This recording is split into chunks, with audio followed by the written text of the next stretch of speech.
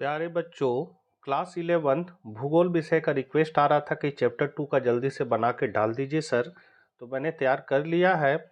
Channel पर आप पहली बार हैं तो जरूर सब्सक्राइब कर लें, क्योंकि जैक से संबंधित विभिन्न विषयों के महत्वपूर्ण प्रश्नों की जानकारी इस चैनल के माध्यम से आपको समय समय पर मिलती रहेगी। तो चलिए हम लोग कुछ आज नया सीखते हैं।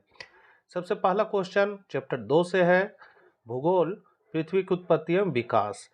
तो निम्नलिखित में कौन सी संख्या पृथ्वी की आयु को प्रदर्शित करती है? तो यहाँ ये क्वेश्चन जो है वो 2024 में आया था आपका। तो इसका जो आंसर हो जाएगा वो हो जाएगा 4.6 अरब वर्ष। दूसरा है, निम्न में कौन सा बाय माने जोवियन ग्रह नहीं है? तो कौन नहीं है? तो इसका करेक्ट आंसर हो जाएगा बुध। दूसरा है, भोर का तारा किस ग्रह को कहा जाता है? ये भी क्वेश्चन 2024 में आया था। तो ये शुक्र को कहा जाता है, इसमें टिक लगा हुआ है। चौथा है, शाम का तारा किस ग्रह को कहा जाता है? 2023 में आया था। ये भी शुक्र ग्रह को मतलब भोर का तारा और शाम का तारा जो है वो शुक्र ग्रह जो है उसी को कहा जाता है।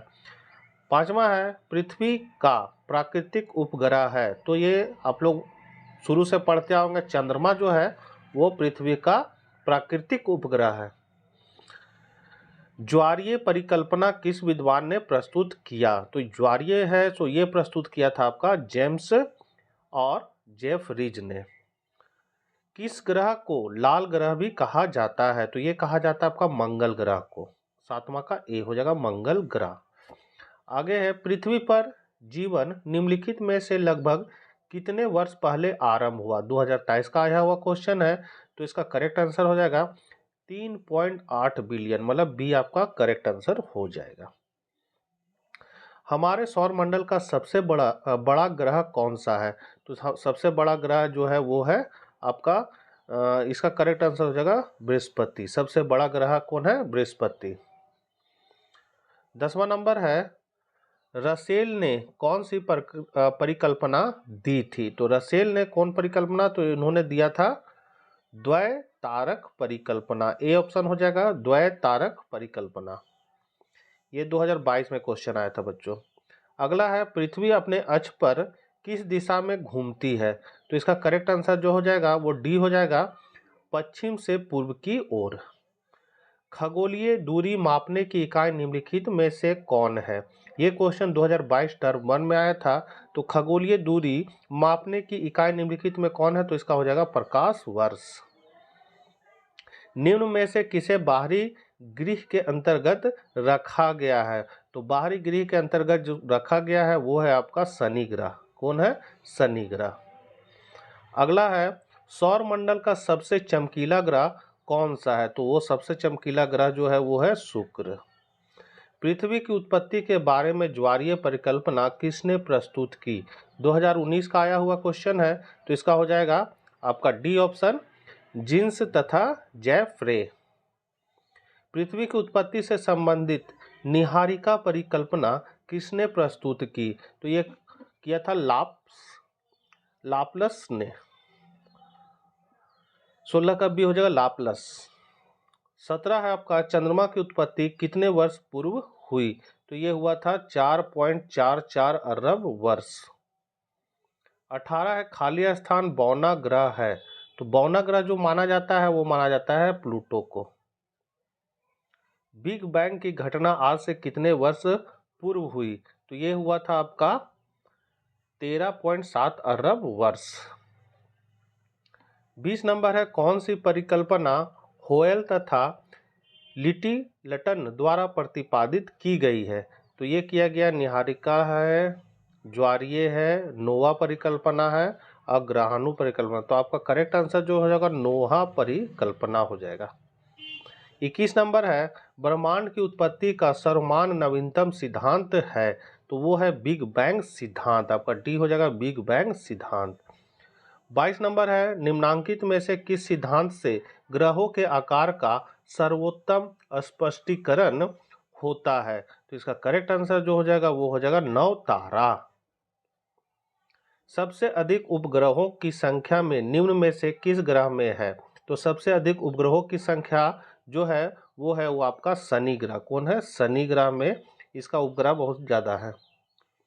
24 नंबर है, निम्न में से किस सिद्धांत को विस्तृत ब्रह्मांड परिकल्पना के नाम से भी जाना जाता है? तो ये जाना जाता है आपका बिग बैंग सिद्धांत। कौन सा ग्रह आंतरिक ग्रह है? तो आपका आंतरिक ग्रह जो है वो है पृथ्वी। दोनों सिरों पर लघुत्तम ग्रह तथा मध्य में बड़ा ग्रह सौर मंडल की उत्पत्ति के संदर्भ में इस कथन का समर्थन निम्न में कौन सा सिद्धांत करता है? तो यहाँ पर करने का है, ये है आपका ज्वारीय परिकल्पना। 27 नंबर है, प्रारंभ में पृथ्वी का वायुमंडल निम्न में से किन गैसों से निर्मित था? तो ये था आपका हाइड्रोजन हीलियम से। आपका बी करेक्ट हो जाएगा, हाइड्रोजन व हीलियम से। द बिग सप्लेट का संबंध निम्न में से किससे है? तो इसका संबंध जो है वो है आपका चंद्रमा की उत्पत्ति से। डी हो जाएगा, चंद्रमा की उत्पत्ति। 29 है, वर्तमान समय में ग्रहों की संख्या मानी जाती है, तो ग्रहों की संख्या जो है वो 8 मानी जाती है।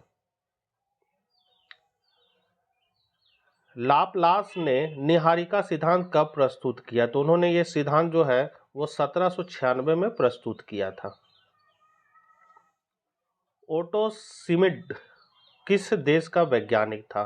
तो ओटो शिमिड जो था वो है आपका रूस देश का वैज्ञानिक। जेम्स तथा जेफरी ने कौन सा सिद्धांत प्रस्तुत किया?